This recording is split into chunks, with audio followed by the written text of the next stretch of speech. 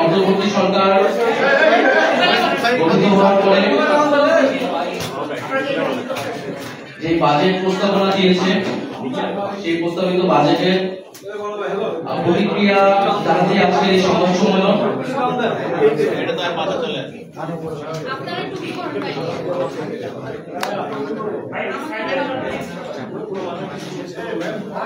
আমরা শুরু করছি। প্রিয় দেশবাসী এবং সাংবাদিক ভাই বোনেরা, আপনারা জানেন যে বিগত 15-16 বছর ফ্যাসিবাদী শাসন ব্যবস্থায় আমাদের শুধু রাজনৈতিক কাঠামোই ধ্বংসপ্রাপ্ত হয়নি, বরং ব্যাপকভাবে ক্ষতিগ্রস্ত হয়েছে বাংলাদেশের অর্থনীতি। এবং এই গণঅভ্যুত্থানের পরে এই অন্তর্বর্তী সরকার যখন দায়িত্ব গ্রহণ করে, বাংলাদেশের অর্থনীতি ধ্বংসের দ্বারপ্রান্তে ছিল। আমরা ব্যাংকগুলোর দুর্দশা দেখেছি, একটা ঋণগ্রস্ত অবস্থা এবং একটা লুটপাটের অর্থনীতির ভিতরে বাংলাদেশ ছিল। সেখান থেকে গণঅভ্যুত্থানের পরে এই অন্তর্বর্তী সরকার থেকে সারা দেশবাসীর প্রত্যাশা ছিল যে অর্থনৈতিক ব্যবস্থার একটা রূপান্তর ঘটবে এবং আমরা যে বৈষম্যহীন আর্থসামাজিক ব্যবস্থা, যে বৈষম্যহীন সমাজের জন্য প্রত্যাশা এই গণঅভ্যুত্থান, সেই গণঅভ্যুত্থানের আকাঙ্ক্ষার একটা ভীষণ অর্থনৈতিক রূপান্তরের একটা পলিসি আমরা এই বাজেটের মধ্যে দিয়ে পাবো। তো আমাদের কাছে মনে হয়েছে যে সরকার এই বর্তমান সময়ে যে অর্থনৈতিক সমস্যাগুলো, সেই সমস্যাগুলো তারা অ্যাড্রেস করতে পেরেছে, কিন্তু তার প্রপার সলিউশন বা স্ট্র্যাটেজি বা যে ভিশনটার কথা আমরা বলতেছি বৈষম্যহীন সমাজে, সেটা এই বাজেটের মধ্যে দিয়ে আসেনি। এক বছরের জন্য বাজেট হলেও সেটা বাস্তব ভিত্তিক হলেও কিন্তু সেটার নতুন বন্দোবস্তের যে আকাঙ্ক্ষা, অর্থনৈতিক রূপান্তরের যে আকাঙ্ক্ষা, সেই আকাঙ্ক্ষার পূর্ণ প্রতিফলন ঘটেনি বলে আমরা মনে করছি।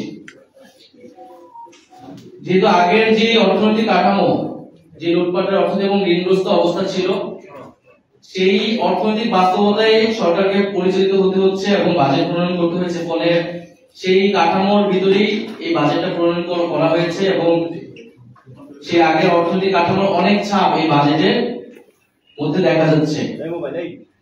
আমরা এই গণঅভ্যুত্থানের মধ্য দিয়ে তৈরি হওয়া যে নতুন বাংলাদেশ, সেখানে আমরা ভেবেছিলাম বা আমাদের আকাঙ্ক্ষা ছিল যে ধনী গরিবের যে আয় বৈষম্য, সেই আয় বৈষম্য কমে আসবে।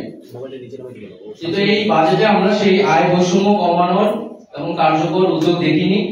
করদাতার সংখ্যা যেটি পূর্বে ছিল সেটি বিদ্যমান রয়েছে এবং যে সকল ব্যক্তি বা প্রতিষ্ঠান কর ফাঁকি দেয় তাদেরকে করের আওতায় আনার তেমন কার্যকর পদক্ষেপ আমরা দেখিনি। এর ফলে নিম্নবিত্ত এবং মধ্যবিত্তের উপর যে চাপ ছিল, করের চাপ, সেটি কিন্তু অব্যাহত থাকবে। কিছু পণ্যের, নিত্য প্রয়োজনীয় পণ্যের কর কমানো হলেও আমাদের কিন্তু তাদের উপর যে চাপ, সেই চাপ কিন্তু গুণগতভাবে আসলে কমবে না। দ্বিতীয়ত আমরা বলছি যে এই জুলাই গণঅভ্যুত্থান শুরু হয়েছিল বেকার সমস্যা থেকে, কর্মসংস্থানের আন্দোলন থেকেই কিন্তু এই গণঅভ্যুত্থানের সূত্রপাত। ফলে তরুণদের ব্যাপকভাবে প্রত্যাশা ছিল যে আমাদের যে বেকার সমস্যার সমাধান এবং কর্মসংস্থান বৃদ্ধির জন্য উদ্যোগ থাকবে, কিন্তু আমরা সেটি দেখতে পাইনি। গত এক বছরে 26 লক্ষ বেকার বৃদ্ধি হয়েছে, কিন্তু কর্মসংস্থান বৃদ্ধির জন্য যে বিনিয়োগ বাড়ানোর প্রয়োজন ছিল, সেটি সেই ধরনের নীতি গ্রহণ করা হয়নি। বরং ব্যাংকের উপর যে নির্ভরশীলতা, সেটি অব্যাহত রয়েছে, আগের আমলের মধ্যে সেই ধারাবাহিকতা রয়েছে। ফলে এই বাজেট থেকে বা এই অর্থনৈতিক পলিসি থেকে আসলে যে কর্মসংস্থান বৃদ্ধি হবে বা বেকার সমস্যা নিরসন হবে কার্যকরভাবে, সেটা আমরা মনে করছি না। শিক্ষা, স্বাস্থ্য এবং বিজ্ঞান প্রযুক্তি খাতে তেমন নতুনত্ব নেই, বরং শিক্ষায় ন্যূনতম 2% বরাদ্দ থাকাটা আমরা উচিত বলে মনে করছি এই সময়, সেটা 1.7% হয়েছে। একইভাবে স্বাস্থ্য বা অন্যান্য খাতেও সেই বরাদ্দ বৃদ্ধি হয়নি। আরেকটি গুরুত্বপূর্ণ বিষয় হচ্ছে যে প্রবাসী শ্রমিকদের বিষয়ে আমরা চেয়েছিলাম যে তাদের প্রতি সরকারের নজর থাকবে এই বাজেটে, কারণ এই অর্থনৈতিক ভঙ্গুর অবস্থা থেকে কিন্তু রেমিটেন্স প্রবাসী শ্রমিকদের যে রেমিটেন্স আমরা পাই তাদের থেকে, সেটা একটা গুরুত্ব বহন করে অর্থনৈতিক ব্যবস্থার উন্নয়নের জন্য। কিন্তু আমরা দেখছি যে প্রবাসী কল্যাণ মন্ত্রণালয়ের বাজেট কমানো হয়েছে, সেটি প্রায় প্রবাসী কল্যাণ মন্ত্রণালয়ের বাজেট অর্ধেক করা হয়েছে এবং এটা আমরা নিন্দা জানাচ্ছি এবং আমরা মনে করি যে এই বাজেটটা প্রবাসী কল্যাণ মন্ত্রণালয়ের বাজেট কমানো উচিত না। কারণ এই আমাদের প্রবাসী ভাইরা তারা কিন্তু নিজেদের উদ্যোগে বিদেশে যায়, দেশে এই প্রবাসী কল্যাণ মন্ত্রণালয় থেকে যতটুকু সুযোগ সুবিধা তাদের দেওয়া হয় সেটিও যখন কমানো হয় তখন আসলে এই সরকারের আসলে প্রবাসী ভাই বোনদের উপরে আসলে তাদের উদ্যোগ কি সেটি পরিষ্কার হয় না। এবং আমাদের দেশের বাইরে যেসব দেশের ভাই বোনরা যায় তাদেরকে প্রাতিষ্ঠানিকভাবে দক্ষ করে তোলার উদ্যোগ যাতে নেওয়া হয় এটা আমরা জানিয়েছিলাম, কিন্তু উল্টো দেখা গেল যে প্রবাসী কল্যাণ মন্ত্রণালয়ের বাজেট কমানো হয়েছে।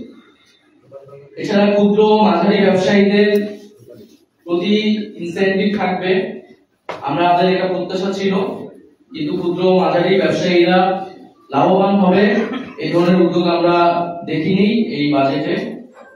আরেকটি বিষয় হচ্ছে ই কমার্স বা ডিজিটাল ট্রানজাকশনের ক্ষেত্রে ট্যাক্স বৃদ্ধি করা হয়েছে, যেটা 5% ছিল 5 থেকে এখন 15% করা হয়েছে, যেটা আমরা মনে করি যে আমাদের ডিজিটাল ইকোনমি সেই ইকোনমি ক্ষেত্রে সেটার প্রভাব তৈরি হবে, এটা নেতিবাচক প্রভাব তৈরি হবে। আরেকটি বিষয় যেটা সবাই বলছে যে কালো টাকা সাদা করার সুযোগ সেখানে রাখা হয়েছে এই বাজেটে, আমরা মনে করি যে কালো টাকা সাদা করার সুযোগ রাখা উচিত ছিল না। এবং এটা একটা রেজিম চেঞ্জ হয়েছে, রেজিম চেঞ্জের পরে আসলে এই ইনসেনটিভ দিয়েও আসলে কালো টাকা সাদা করা খুব সম্ভব হবে সেটিও না। তাই এই জিনিসটা কালো টাকা সাদা করার সুযোগটা আসলে বন্ধ করা উচিত। আর সর্বোপরি যে জুলাই আহত শহীদ পরিবার এবং আহতদের জন্য 405 কোটি টাকা বরাদ্দ করা হয়েছে, আমরা এটাকে সাধুবাদ জানাই, কিন্তু আমরা বলবো যে এই টাকাটা যাতে যথাযথভাবে খরচ করা হয় এবং তাদের যে যথাযথ পুনর্বাসনের কথা আমরা বলতেছি সেই পরিকল্পনা মাফিক যাতে এই টাকাটা খরচ করা হয় এবং তাদের প্রতি যে প্রতিশ্রুতি দেওয়া হয়েছিল সেই প্রতিশ্রুতিগুলো যাতে দ্রুত সময়ের মধ্যেই পালন করা হয়। সার্বিকভাবে আমাদের বাজেট নিয়ে আমাদের এটাই দৃষ্টিভঙ্গি জাতীয় নাগরিক পার্টি। আমরা সরকারের ভিতরে এই বাজেটের ভিতরে সরকারের অনেক চেষ্টা ছিল আমরা দেখেছি, কিন্তু অর্থনৈতিক রূপান্তরের সেই ভীষণ বা কৌশলটা এই বাজেটের মধ্যে সম্পূর্ণভাবে আসেনি বলে আমরা মনে করি।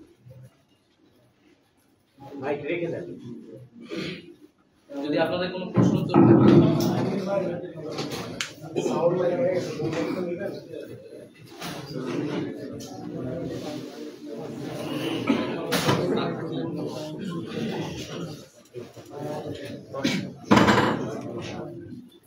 আর কোনো প্রশ্ন থাকলে হাত তুলতে পারেন।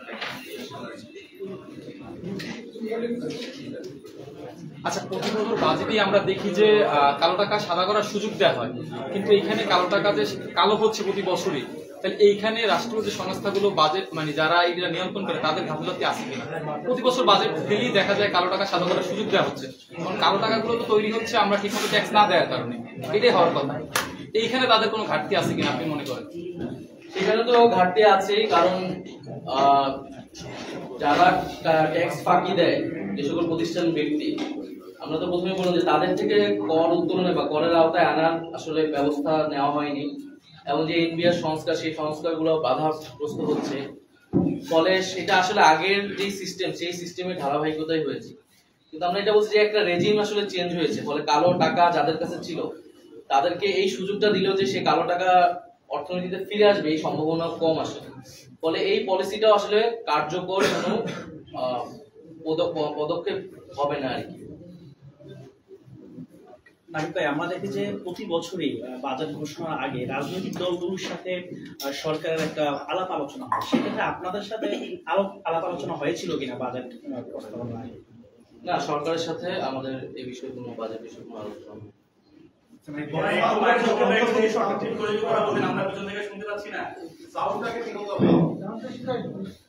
আচ্ছা, বর্তমানে তো অন্তর্বর্তী সরকার, যদি ডিসেম্বরে নির্বাচন হয় তাহলে তো আবার নতুন রাজনৈতিক সরকার আসবে, যদি এই সরকারটা বাজেটটা পেশ করে তাহলে তো আবার জুন পর্যন্ত যাবে। তো যদি রাজনৈতিক দলের সাথে আলাপ আলোচনা না করে বাজেট হয়, আপনারা রাজনৈতিক দল হিসেবে এটা কি সাধুবাদ জানাবেন? প্রথমত আমরা এই গণ-অভ্যুত্থানের শুরু থেকেই বলে আসছি, আমাদের যে প্রতিষ্ঠানগুলো রয়েছে এগুলোকে সুসংহতকরণ করতে হবে এবং শক্তিশালী করতে হবে। অর্থাৎ আমাদের রাষ্ট্রীয় যে প্রতিষ্ঠানগুলো রয়েছে, বাজেট রিলেটেড, অর্থনৈতিক ফিসকালের সাথে যে রিলেটেড, সেগুলোকে শক্তিশালীকরণ না করে যদি একটি দল আসা যাওয়ার মধ্য দিয়ে সেটার প্রক্রিয়াগত ওই যে রিজিমে আছে সেটা যদি আমরা বের না হতে পারি, তাহলে আমরা করি বাংলাদেশের সামগ্রিক উন্নয়নটা হবে না। সেই ক্ষেত্রে অর্থনীতির সাথে সংশ্লিষ্ট যে প্রতিষ্ঠানগুলো রয়েছে সেটা যদি সুসংহত করা যায়, শক্তিশালী করা যায়, অর্থাৎ রাজনৈতিক দলের পরিবর্তন হলেও যাতে রাষ্ট্রের যে নীতি, জনমানুষের কল্যাণের নীতি, সেটা যাতে পরিবর্তন না হয়, সেটার দিকে বাংলাদেশ যাওয়া উচিত বলে আমরা মনে করি। সেই ক্ষেত্রে গণ-অভ্যুত্থানের পরবর্তী সময়ে যেটি সবার কাছে একটি আবেদন এসেছে যে আমাদের রাষ্ট্রীয় প্রতিষ্ঠানগুলোকে শক্তিশালী করতে হবে। আমাদের জায়গা থেকে আমরা মনে করি রাজনৈতিক দল অবশ্যই কমেন্ট করবে, কথা বলবে, তাদের প্রস্তাবনাগুলো দিবে, প্রতিষ্ঠানের দিকে হলো আমাদের ফোকাস করা উচিত এবং সেক্ষেত্রে প্রতিষ্ঠানগুলোকে শক্তিশালী করে আমাদের এগিয়ে নিয়ে যেতে হবে। আপনারা দেখেছেন যে এনবিআর এর মধ্যে একটা আন্দোলন হয়েছে, কিন্তু এনবিআর এর বর্তমান যে সিস্টেমটা, এই সিস্টেমের মধ্য দিয়ে যারা রাঘব বল রয়েছে, বড় বড় অর্থের কর কাটিয়ে দিচ্ছে, অর্থ লোপাট করছে, তাদের থেকে কিভাবে ট্যাক্সেশন প্রক্রিয়াটা সুন্দর করা যায়, সেই ক্ষেত্রে আমরা কোন স্ট্র্যাটেজিক কৌশল দেখি নাই বর্তমান বাজেটে। সেটা কিভাবে আরো সুন্দর করা যায়, সেই ক্ষেত্রে সরকারকে আরো রিয়ালিস্টিক উদ্যোগ নিতে হবে। ধন্যবাদ।